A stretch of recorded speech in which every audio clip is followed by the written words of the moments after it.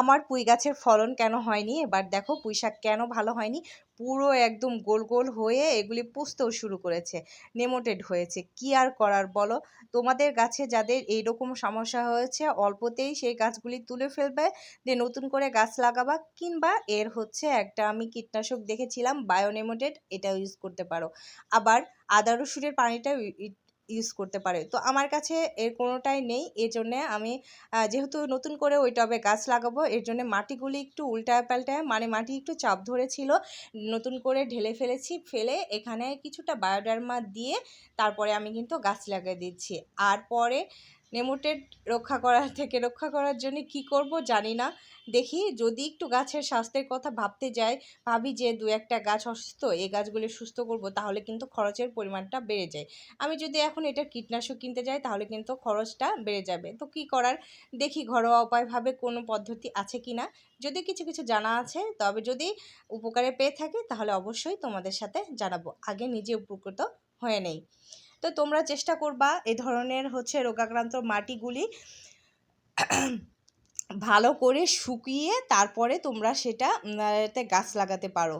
তাছাড়া হচ্ছে লাগাবে না। আর তোমরা যারা নিম খোল ব্যবহার করো না, তারা প্লিজ একটু নিম খোল ব্যবহার করো, কিংবা নিম পাতা বেশি পরিমাণে টবে ব্যবহার করো। তাহলে কিন্তু বিভিন্ন ধরনের রোগ জীবাণু, বিশেষ করে এই যে নেমোটেড হয়, এটা কিন্তু হচ্ছে হবে না। এটা মূলত হচ্ছে শেকড়ের ভিতরে কৃমি, এক ধরনের কৃমি আছে, এগুলি ঢুকে ওরা বাসা বাঁধে ওইখানে, এজন্যে এরকম ফুলে ফুলে যায়, এ আর কি। তো এই যে আমার এই গাছটা লাগানো শেষ, এখন পানি দিয়ে দিব। আর এখানে একটা ছোট্ট কিউট একটা টব নিয়ে নিয়েছি, ছোট্ট একটা টব। তো এই টবে কী লাগাবো দেখো, এখানে একটা কালকে পানি দিতে যেয়ে দেখি একটা ছোট্ট ড্রাগনের চারা হয়েছে বীজ থেকে। এর আগে অনেক বীজ থেকে চারা হয়েছে, কখনো কিন্তু মায়া লাগেনি। তবে কালকে যখন এটা দেখি না, তখন কিন্তু আমার ভীষণ মায়া লেগেছে। তখন ভাবলাম যে ছোট্ট একটা টবে দিয়ে দেই, হয়তো বা থাকলেও থাকতে পারে, ভালো লাগবে, এ আর কি। জানি না কতদিন এর হায়াত আছে, কারণ এটা আমার ছেলের কাছে চলে যাবে, ওই নিয়ে নিয়েছে। তো জানি না ও কতদিন বাঁচিয়ে রাখবে। তোমরা যারা ড্রাগনের বীজ থেকে চারা করতে চাও তারা প্লিজ প্লিজ করবা না, কারণ 2-3 বছর সময় লাগে। আর গাছের চেহারাও কিন্তু দেখতে অতটা ভালো হয় না, অত হচ্ছে ভালো মানের হয় না। প্লিজ তোমরা কাটিং কিনে নিবা, অনলাইন অফলাইন, কিংবা দেখবা এখন অনেকেই কাটিং ফেলে ফেলে দেয়। আমিও এর আগে বেশ কিছু কাটিং ফেলে দিয়েছি। তোমরা এভাবে করে পুরাতন বাগানেদের থেকে কালেক্ট করতে পারো। কিছু হয়তো বা টাকা নিবে, আবার কেউ টাকা নিবে না। তো এই যে ছোট্ট এই পটটাতে লাগিয়ে দিলাম, আর কয়েক ফোঁটা পানি দিয়ে দেবো, কারণ যেহেতু গাছ লাগিয়েছি, যদিও মাটি ভেজা আছে, গাছ লাগানোর পরে অবশ্যই একটু করে পানি দিতে হয়, তাহলে কিন্তু একটা ইনস্ট্যান্ট এনার্জি পায় আর কি।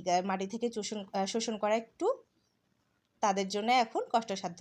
তো যাই হোক, এবার চলো হারভেস্টিং করি। আর এদিকে দেখো মিষ্টি কুমড়া পাতাগুলি কি বড় হয়েছে, মাশাল্লাহ মাশাল্লাহ, নজর যেন না লাগে। কখনো তো মিষ্টি কুমড়া খাওয়া হয়নি, একটা খেয়েছিলাম, তো তখন হচ্ছে ইউটিউবে কাজ করতাম না, এখন করি। তো হচ্ছে এরপরে আর ওভাবে করে খাওয়া হয় না, কিছুটা বড় হয় তারপরে নষ্ট হয়ে যায়। তো এবার ভাবছি যখনই কিছুটা বড় হবে তখন তুলে খেয়ে নেব। এখন রিজিকের মালিক আল্লাহ, আল্লাহই জানে আমাকে মিষ্টি কুমড়া দিবে কিনা। তো এই যে আমি আমার ঢ্যাঁড়স খেতে চলে এসেছি, আর নতুন করে গাছগুলো অনেক সুন্দর হয়েছে, আর অল্প স্বল্প ঢ্যাঁড়স ধরতেও শুরু করেছে। তবে একটা কথা কি জানো, আমি আজকে অনেক বড় ক্ষতি করে ফেলেছি। কি ক্ষতি করে ফেলেছি তোমাদের সাথে অবশ্যই শেয়ার করব। তো দেখতে থাকো কত সুন্দর হয়েছে ঢ্যাঁড়সগুলি, আর কি পরিমাণে ধরেছে। তোমরা যদি ছাদ বাগানে ঢ্যাঁড়স করতে চাও তাহলে অবশ্যই 15টার আশেপাশে গাছ করবা, তাহলে দেখবা তোমাদের নিত্যদিনের যে ঢ্যাঁড়সের চাহিদা আছে সেটা পূরণ হয়ে যাবে, বাজার থেকে আর কিনতে হবে না। আর তোমরা যারা কখনো ঢ্যাঁড়স করনি ছাদে, তারা প্লিজ প্লিজ করবা। 5 লিটারের বোতল থেকে শুরু করে পানির গেলেনে এই ধরনের বোতলে করলে বেশ ভালো হয়। আমি এখানে দুইটা, কোনোটায় টবে দুইটা দিয়েছি, কোনোটায় একটা দিয়েছি। তবে 5 থেকে 8 লিটারের বোতলগুলিতে একটা করে গাছ দিবা, এতে করে প্রচুর হচ্ছে ঢ্যাঁড়স পাবা। একটু পরিমাণে মাটিটা কম লাগবে, টবের সংখ্যা বাড়বে, এ আর কি। তো এই যে দেখো আমি ঢ্যাঁড়স হারভেস্ট করে নিয়েছি, আর এখানে দেখো কত পিচি পিচি ঢ্যাঁড়সগুলি তুলে ফেলেছি। যখন আমার তোলা শেষ হয়েছে তখন আমার মাথায় এসেছে যে আমি কি করলাম, মাত্র 5টা বড় ঢ্যাঁড়সের জন্য এতগুলা, 16টা এখানে ছোট ছোট ছিল। তো 16টা ঢ্যাঁড়স হচ্ছে আমি নষ্ট করে ফেললাম। আর দুই দিন পরেই তো কতগুলা ঢ্যাঁড়স হতো, 5টা ঢ্যাঁড়স কতগুলা হয়েছে, আর 15টা কতগুলা হতো একটু ভাবো।